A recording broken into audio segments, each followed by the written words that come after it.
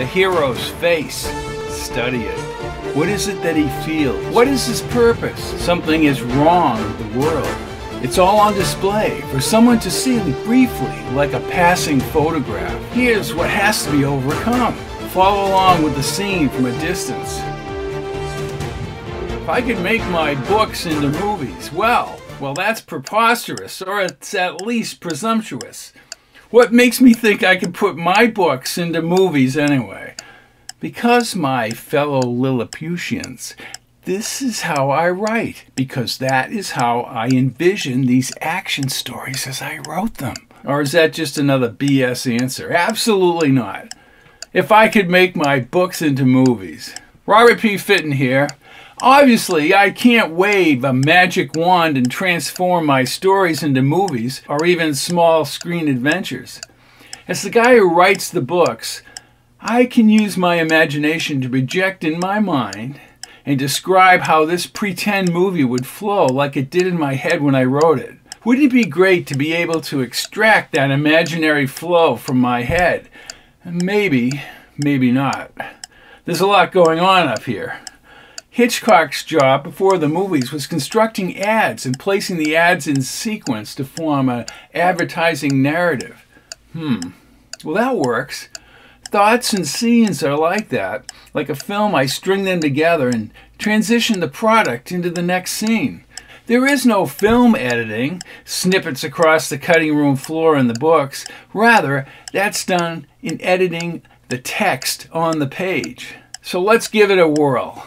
If you don't like it, you can leave the theater of my mind by either exit or just tell me to stifle it. Perhaps you'll hang around so I can impart what I'm saying in each of my books. You don't need popcorn or a soft drink, but feel free to binge. Theater of the Mind, take 1. Let me spin my barrel like a lottery drawing and pull out the title of one of my books. Yes, here it is. Looks like the 1939 World's Fair. The book is 1939. I have seen the future. The contrast in time periods in this book makes it a prime candidate to be a movie. Remember the essays you used to write when you were called upon to compare and contrast? Well, I'm not formalizing that request. The comparison and the contrast will surround you like the ubiquitous advanced artificial intelligence in the book. You'll experience the 1939 time period with the post-biological world 200 years plus in the future. There is a solution for this artificial intelligence nightmare. I'll flip on the switch for the projector of the mind and voila! Don't worry, I'm not going to do the whole movie, just the essentials. Okay, cut to the title. Here we go. 1939, I Have Seen the Future.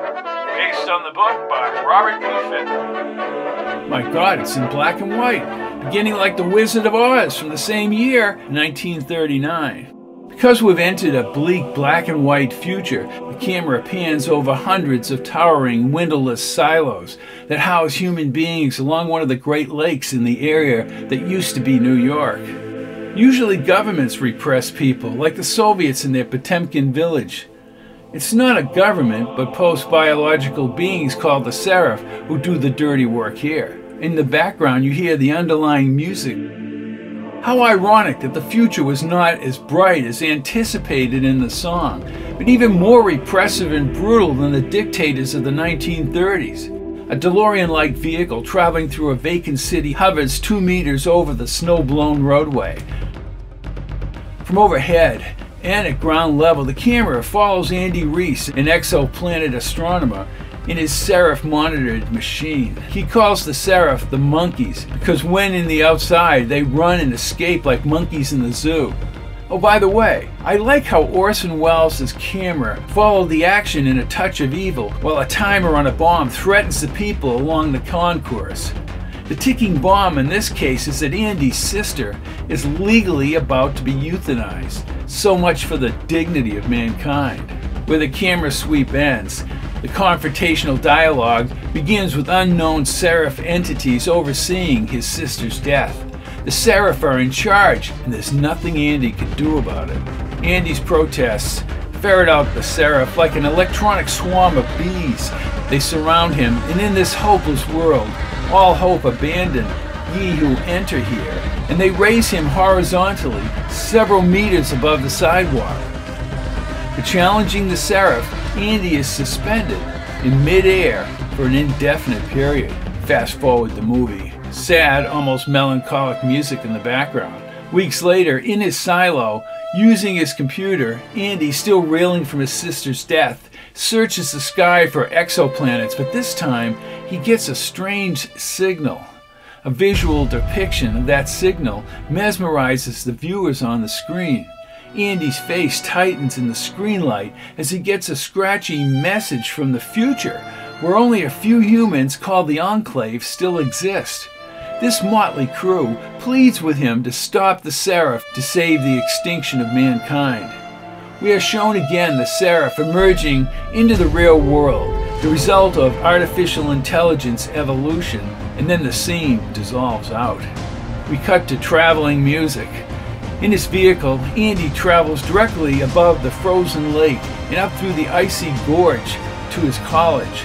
There are scenes of professors and students at Andy's college submitting to the will of the Seraph. Slowly they understand Andy is challenging the Seraph. These people follow Andy. In private, we see Andy again contacting the Enclave, and this is what happens. There are long shots of special antennas that the Enclave said would link to a time warp in the sky. As the music intensifies, there are numerous views of Andy on the run from his peers who want to surrender him to the Seraph. Although he did not want to go back in time, Andy eventually agrees to the Enclave's request. As the professors track him down, he is drawn into the warp. A blurry image of the glowing Seraph appears behind him, inside the warp, signaling that they are following him back in time. There is no wicked witch crushed by a house when the color takes over my movie. The background is pastoral. Gradually and gently, Andy realizes he's sprawled on a sidewalk in the warming sun with a baseball game's announcer's voice playing on the radio.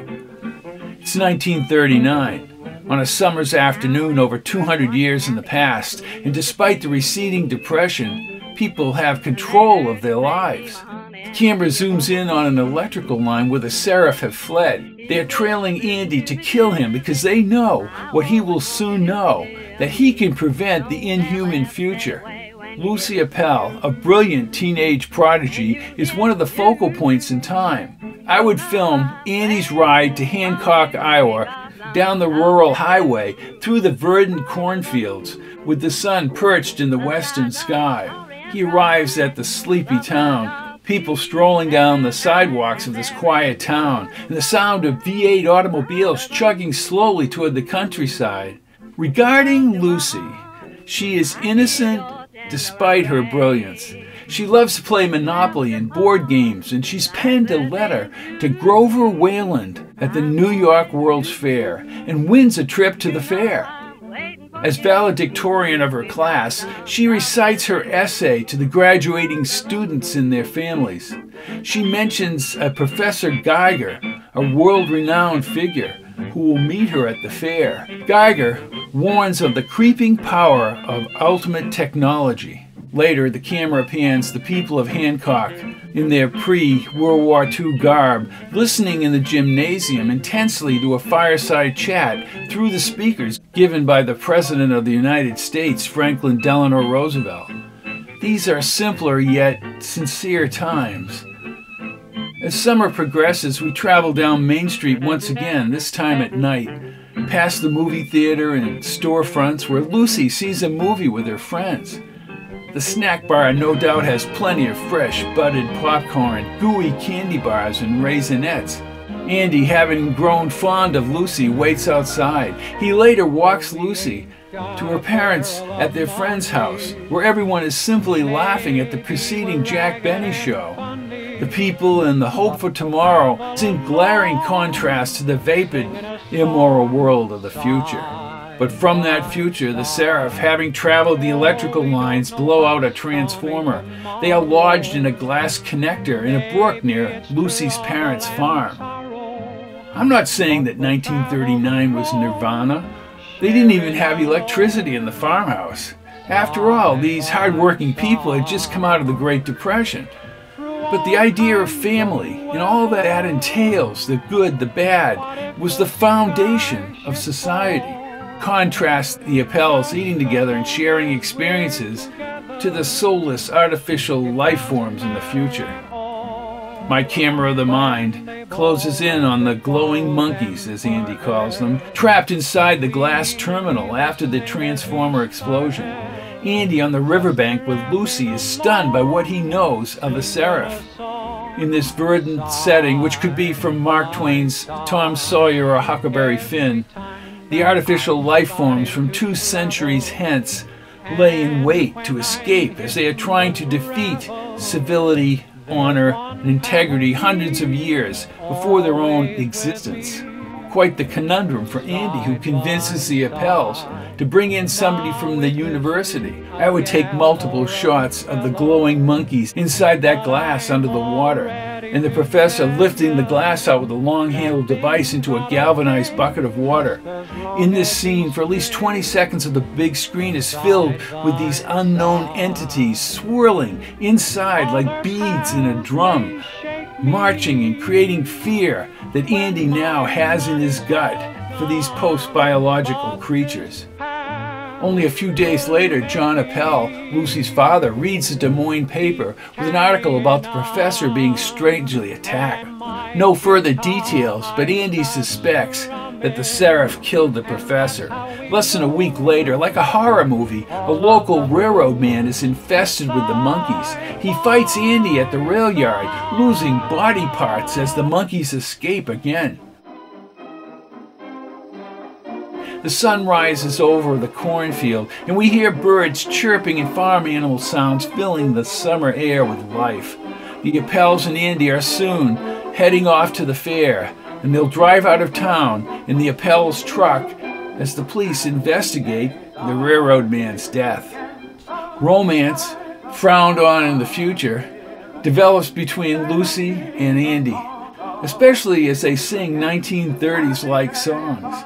Close-ups of Lucy and Andy, and then both of them as the truck moves at night down the 1930 state highway. With only the song words and no dialogue, their gaga expressions show clearly how they like each other.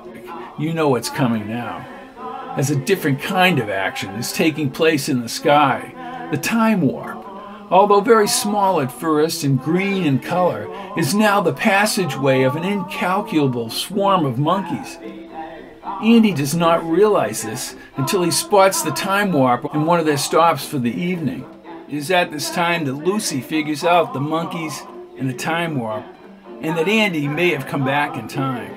She's very bright. So we're at a juncture, aren't we? Scattered with progressive shots as they approach New York City and Lucy's aunt's home. And as the music begins to move along, Andy spots brightening lights in the next-door neighbors, the Kowalski's house. He knows that these are the post-biological life forms in that house, and they are somehow attempting to kill him back in time to secure their own survival in the future. And it's Professor Geiger, whom Lucy will meet, who is warning everyone in the world to keep an eye on the changing technology. Maybe the monkeys just want Geiger dead. They move along the next day inside a train heading to the fair, and the various buildings in Alabaster, Trilon, and Perisphere rise like the future itself against the blue sky. Entering through the gate and touring the colored streets amidst the pavilions and company expositions would easily bring back what is only seen in the color films of the period, which I would incorporate into the 1939 movie. Then I would take clean shots of the positivity of the Westinghouse building and its time capsule, Electro, the bronze robot, television making its appearance at the RCA booth. This part of the movie enthuses all the optimism and spirit before the war and after the height of the Great Depression. Dr. Geiger is prescient in his assessment of unlimited technological advance. He uses one word in German, Nachdenken. Think. It's all about paying attention to where technology is going. And then the all-encompassing evil from the future has reached back with the Seraph, having penetrated the time barrier. There's a showdown with these poor souls who have been taken over by the Seraph, as were the railroad men and the professor back in Hancock, Iowa. Andy fights for his life later that night at the Kowalski house. It's the final showdown the next day, however, at the fair, with more humans possessed by the monkeys, that becomes the heightened drama of the book.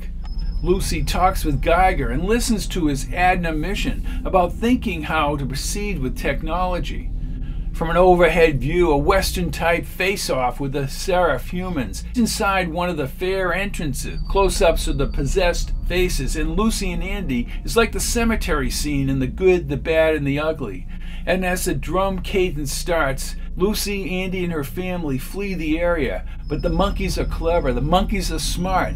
And after Lucy's speech to the adoring crowd, they locate Andy at the Ford Raceway, where Ford is highlighting the new cars of the era to come. The camera follows the cars around and around the exposition before a spectacular crash and burn of a new colorful Ford results in some of these monkeys dissolving into the sky. But some of the Seraph lurk in the fair's electrical systems. As Andy and Lucy relax in the amusement portion of the park, the Seraph perform their deadly swath. What happens in the resulting death is a pivotal juncture in the book. They attack, and a fight ensues with dozens of separate shots until the monkeys rise into nothingness above the amusement part of the fair. We cut and fade to the moon landing 30 years later, and Dr. Lucy Appel, on with the national news and her nephew Andy, because of her work with the U.S. space program. She too failed to heed Geiger's advice about thinking before implementing technology. In the end, Armstrong steps on the moon, but Lucy's heart and soul are with Andy Reese. Film of the mind fades in and out over other scenes in the book, interspersed with actual photos of the fair at New York in 1939 as the credits roll by. That's my movie. I have seen the future. I'm Robert P. Fitton. I'll see you at the next world premiere.